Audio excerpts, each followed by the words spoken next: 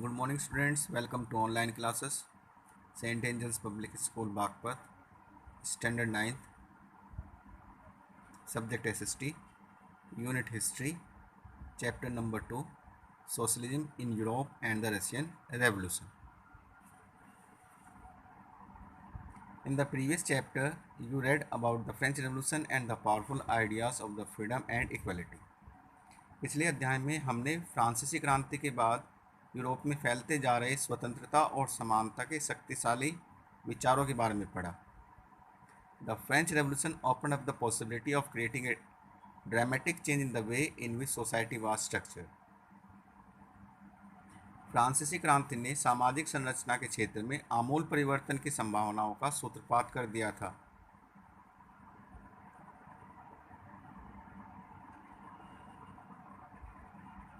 The 18th century society was broadly divided into states and order, and it was aristocracy and church which controlled economic and social powers. 18वीं सदी से पहले France का समाज मोटे तौर पर स्टेट्स और श्रेणियों में बटा हुआ था. समाज की आर्थिक और सामाजिक सत्ता पर कुलीन वर्ग और चर्च का नियंत्रण था. Suddenly after the revolution, it seemed possible to change this. लेकिन क्रांति के बाद इस संरचना को बदलना संभव दिखाई देने लगा. In many parts of world, including Europe and Asia, new ideas about individual rights, liberty, equality started emerging. Europe और एशिया सहित दुनिया के बहुत सारे हिस्सों में व्यक्तिगत अधिकारों के स्वरूप और सामाजिक सत्ता पर किसका नियंत्रण हो, इस पर चर्चा छिड़ गई. In India, Raja Ram Mohan Roy and Desrosiers talked of the significance of the French Revolution.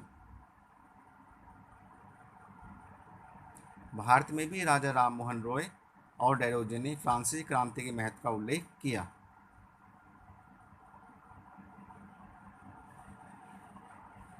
And many other debated the idea of post-revolutionary Europe. The development in the colonies in turn reshaped this idea of societal changes. In Europe itself, society was divided into three groups, that is liberal, radical and conservatives.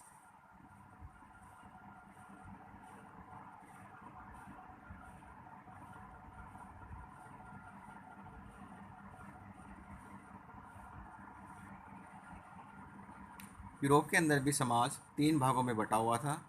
इसमें पहला liberal, दूसरा radical और तीसरा conservatives थे. Liberals wanted to bring a change in the society. जो liberal हैं, उदारवादी लोग थे, वो समाज में एक बदलाव लाना चाहते थे. Liberal had a secular approach that is a nation which tolerated all religion. Liberal लोगों की जो सोच थी, उदारवादी लोगों की जो सोच थी, वो सेकुलर थी, धर्मनिरपेक्ष थी. वो एक ऐसा देश चाहते थे जहाँ पर सभी धर्मों का सम्मान किया जाए. During that period, European states usually discriminated in favor of one religion or another. उस दौरान यूरोप में ज़्यादातर देशों के अंदर किसी न किसी एक धर्म को ज़्यादा महत्व दिया जाता था दूसरे धर्म के मुकाबले. जैसे Britain favour the church of England. जैसे ब्रिटेन में चर्च ऑफ इंग्लैंड को फेवर किया जाता था, पक्षपात किया जाता था. Austria and Spain favour the Catholic church. वहीं ऑस्ट्रिया और स्पेन कैथोलिक चर्च के पक्ष में थे. Liberal oppose the uncontrolled power of dynastic rulers. उदारवादी लोग निरकुल शासन का जो सत्ता है, पावर है, उसका विरोध किया करते थे. They wanted to safeguard the rights of individual against government. उदारवादी लोग प्रत्येक व्यक्ति के अधिकारों की सरकार से सुरक्षा चाहते थे. They argued for a representative elected parliamentary government. इन लोगों की मांग थी कि देश में या देश को चलाने के लिए एक पार्लियामेंट्री गवर्नमेंट चुनी जाए. They also wanted to have an independent judiciary to interpret law. इसके अलावा उदारवादी लोग चाहते थे कि एक स्वतंत्र न्यायालय हो, न्याय व्यवस्था हो, जो कानूनी मामलों को देखे. However they were not Democrats. Liberal लोगों को हम डेमोक्रेट्स नहीं कह सकते. They did not believe in universal adult franchise. उदारवादी लोग यूनिवर्सल एडल्ट फ्रेंचाइज में विश्वास नहीं रखते थे। That is the right of every citizen to vote. Universal adult franchise का मतलब है कि देश में रहने वाले हर वयस्क व्यक्ति को वोटिंग का अधिकार मिले। They felt that only the holding a property mainly had the right to vote. इनका ये मानना था कि जिन लोगों के पास संपत्ति है, पैसे वाले लोग हैं, उन्हीं को वोट देने का अधिकार मिले। They also did not want the voting right to be given to women. उदारवादी लोग ये भी नहीं चाहते थे कि वोटिंग राइट औरतों को भी दिया जाए। Radicals radicals were another group of people who wanted to change in the society. Radical एक दूसरा समूह था लोगों का, ये भी समाज में कुछ परिवर्तन चाहते थे। They wanted a nation in which government was based on the majority of A countries population. ये वो लोग हैं जो चाहते थे कि देश में जो सरकार बने वो मेजोरिटी के आधार पर बने। Some of the radical were in favour of women suffragette movement. कुछ रेडिकल लोग औरतों द्वारा चलाए जा रहे वोटिंग राइट्स आंदोलन के पक्ष में थे। Unlike liberal, they oppose the privileges of great landlords and wealthy factory owners. They favoured ownership of private property but were against concentration of wealth in a few hands. ये जो radical लोग हैं ये प्राइवेट प्रॉपर्टी के पक्ष में थे, लेकिन ये भी नहीं चाहते थे कि जो संपत्ति है वो कुछ ही हाथों में सिमट कर रह जाए। Conservatives, this group was against radical and liberal. ये जो कंजर्वेटिव हैं, रूढ़िवादी लोग थे, ये रेडिकल और लिबरल इनके विरुद्ध हैं। Before the French revolution, France की क्रांति से पूर्व, they were against any kind of transformation in the society, but after the French Revolution they had opened their minds to need for changes. फ्रांसी क्रांति से पूर्व रेडिकल लोग समाज में किसी भी तरह के परिवर्तन के पक्ष में नहीं थे, लेकिन फ्रांस की क्रांति के बाद उन्होंने अपनी विचारधारा को बढ़ाया और उन्हें भी ये लगने लगा कि समाज में कुछ परिवर्तन जरूरी है। By the 19th century they realized that some changes were inevitable. 19वीं शताब्दी तक इन लोगों को एहसास हो चुका था कि कुछ परिवर्तन ऐसे हैं जिनको टाला नहीं जा सकता। But they were of the opinion that past should be respected and changes should be brought through slow process.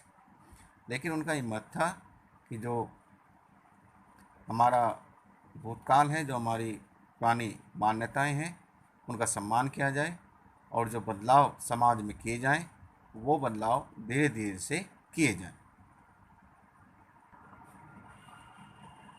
Industrial society and social changes, this political trend were sign of a new time.